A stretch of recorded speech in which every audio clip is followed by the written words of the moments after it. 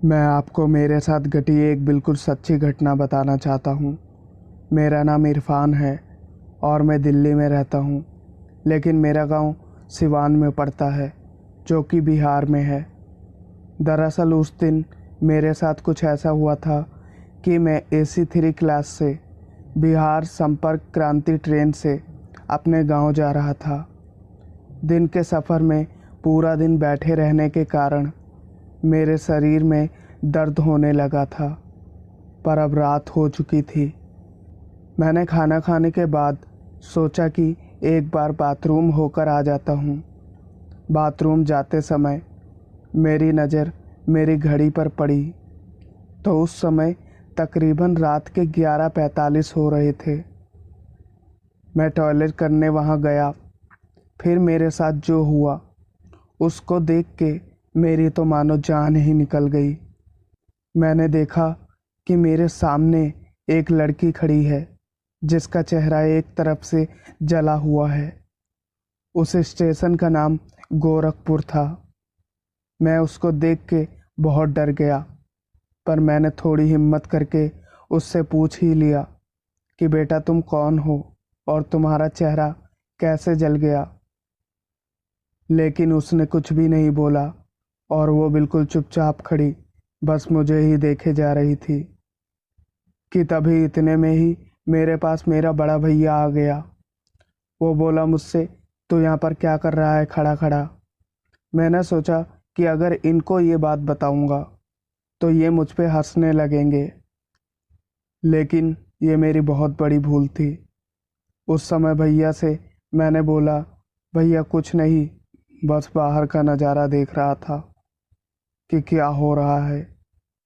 तो वो बोले, चलो अब सोना भी तो है और हमको 4:30 बजे उतरना भी है।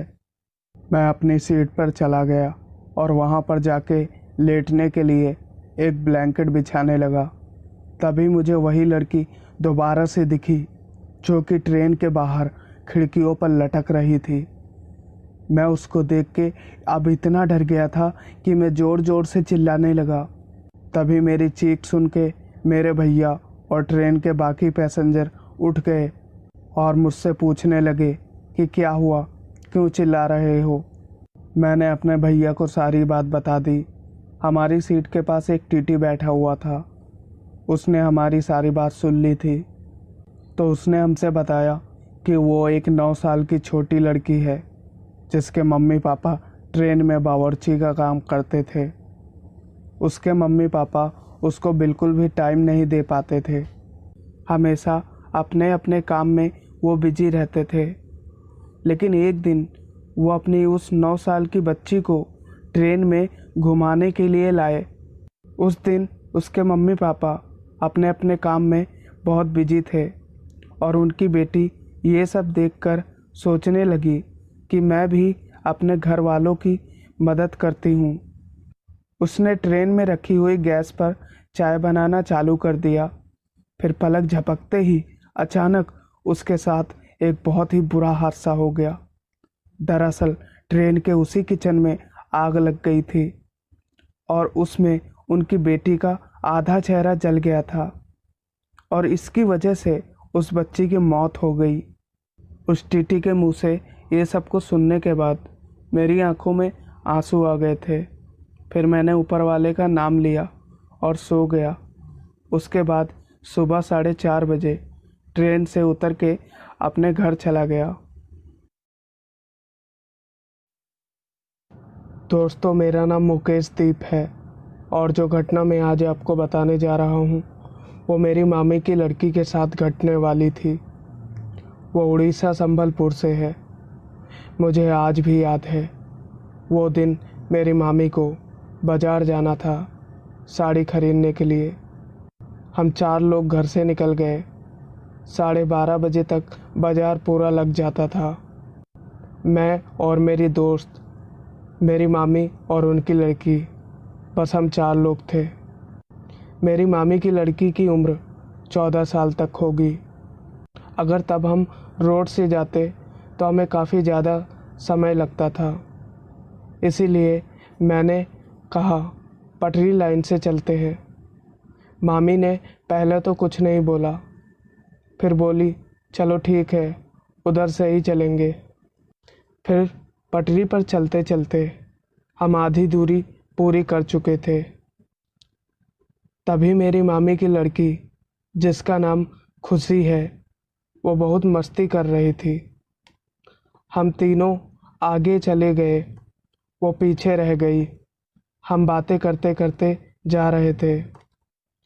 तभी मेरी मामी की लड़की की रोने की बहुत तेज आवाज़ आई। हम तीनों ने जब पीछे मुड़ के देखा तो वो पटरी पे गिर गई थी। ट्रेन भी आने लगी। हम कुछ नहीं कर पा रहे थे। ऐसा लग रहा था कि हम जम गए हैं। बस हम देख ही रहे थे और वो रो रही थी। फिर उसकी मम्मी यानी कि मेरी मामी कैसे भी करके भागते भागते खुशी के पास पहुंच गई थी। वो उन्हें उठाने लगी, पर ट्रेन बहुत पास आ गई थी। फिर मैं भी गया और मेरी दोस्त पूजा भी गई उठाने के लिए, पर उसे हम तीनों लोग मिलके भी उठा नहीं पा रहे थे। लग रहा था कि उसे किसी ने ज़ोर से दबा रखा है। फिर जब हमने माता जी का नाम लेकर उसे उठाया तो वो उठ गई। फिर हम पटरी से निकल गए। फिर हम जब घर गए तो मामा जी को ये बात बताई गई। तो मामा ने मामी को ज़ोर से मारा और कहा, मुकेश, पूजा को यहाँ के बारे में कुछ नहीं पता, पर तुम्हें तो पता है वहाँ क्या हुआ था।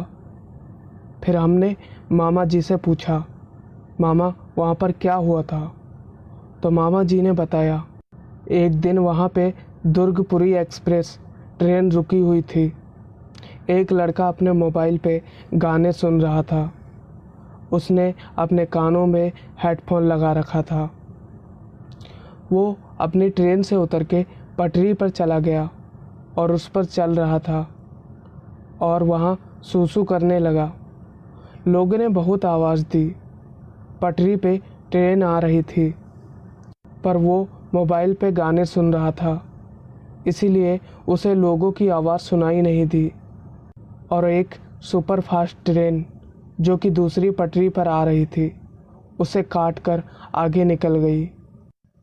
उसकी आवाज़ आज भी उस जगह रात में सुनाई देती है। ऐसा लगता है कि कोई लड़का रो रहा है। उस दिन के बाद से हम लोग कभी भी उस रास्ते से कहीं नहीं जाते। दोस्तों, मेरा नाम जयराज है और मैं आज आपको जो कहानी सुनाने जा रहा हूँ वो मुझे मेरे मामा ने बताई है। हमारे गांव का नाम मरवाड है। मेरे मामा जिस फैक्ट्री में काम करते हैं वहाँ उनका जो सेठ है उसकी कोई भी औलाद नहीं थी। उनका सेठ एक बार गांव से जोधपुर जा रहा था अपनी कार से फैक्ट्री के काम से। तभी उन्हें रास्ते में एक सजी धजी हुई दुल्हन जैसी लड़की दिखाई दी, जिसने गाड़ी को रोकने का इशारा किया और वो गाड़ी में बैठ गई। वो सेठ जी सारा माजरा समझ गए थे, क्योंकि आखिरकार वो भी गांव के रहने वाले थे और गांव के लोगों को अक्सर ऐसी बातें समझ में आ जाया करती हैं। वो चुपचाप अपनी गाड़ी को चला रहे थे और आगे जाके एक सुनसान जगह पर उस लड़की ने गाड़ी को रुकवाया और उतर गई। लेकिन वो लड़की गाड़ी से उतरते ही सेठ जी से बोली कि आपने मेरी मदद की है, मैं आपको खाली हाथ नहीं जाने दूंगी। आपके घर कोई भी औलाद नहीं है, मैं जानती हूँ, इसलिए अब आगे आपके 3 लड़के होंगे और उनमें से एक लड़का मैं खा जाऊंगी। बाकी दोनों आपने मेरी मदद की है, उसके बदले में मेरी तरफ से तोहफा होगा। बस इतना कहने के बाद वो वहाँ से गायब हो गई। उसके बाद सेठ को 3 बेटे हुए और उनमें से एक मर गया पैदा होते ही। बाकी दोनों बड़े हो गए हैं और फैक्ट्री चलाते हैं। ये कहानी उसी सेठ ने मेरे मामा को बताई थी और मेरे मामा ने मुझे बताई है। दोस्तों, मेरा नाम श्री वशिष्ठ है और मैं दिल्ली में रहता हूँ।